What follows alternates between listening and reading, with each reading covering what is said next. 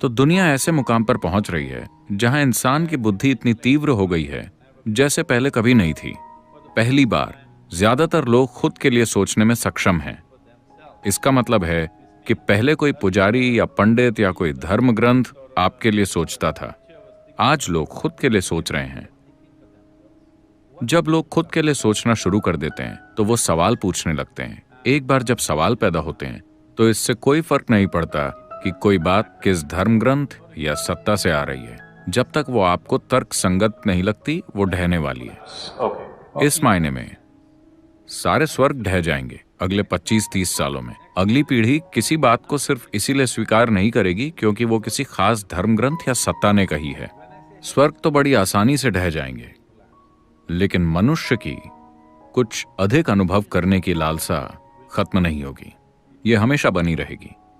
इस वजह से ये अब बहुत जरूरी हो गया है कि योग का प्रसार हो, क्योंकि ये आपकी आंतरिक खुशहाली पर ध्यान देने का वैज्ञानिक तरीका है जो तार्किक रूप से सही है और इसे वैज्ञानिक तरीके से जांचा जा सकता है। अगर आप इस तरीके से आंतरिक खुशहाली नहीं लाते हैं तो मेरा मानना है कि अगले 50 से 60 सालों में 90% से ज्यादा लोग शराब या ड्रग्स का सहारा लेने लगेंगे। अच्छा। वो केमिकल्स का इस्तेमाल करेंगे अपने भीतर आंतरिक अनुभव प्राप्त करने के लिए। अगर आप उन्हें मौका ही नहीं देते कि कैसे वो अपने भीतर परमानंद में रह सकते हैं, अगर आप वो संभावना पैदा नहीं करते, तो यही होगा। जब मैं शराब और ड्रग्स की बात कर रहा हूं तो मैं इसके बारे में नैतिकता का सवाल नहीं उठा रहा। लोगों की एक पीढ़ी के तौर पर हमारी सबसे बुनियादी जिम्मेदारी ये है कि आने वाली जो पीढ़ी हम बना रहे हैं वो कम से कम हमसे थोड़ी बेहतर हो। अगर आप एक ऐसी पीढ़ी बनाते हैं जो हमसे भी गई गुजरी है, तो एक पीढ़ी के तौर पर हम असफल रहे हैं। और बिल्कुल ऐसा ही होगा अगर 90% लोग शराब और ड्रग्स में डूबे रहेंगे।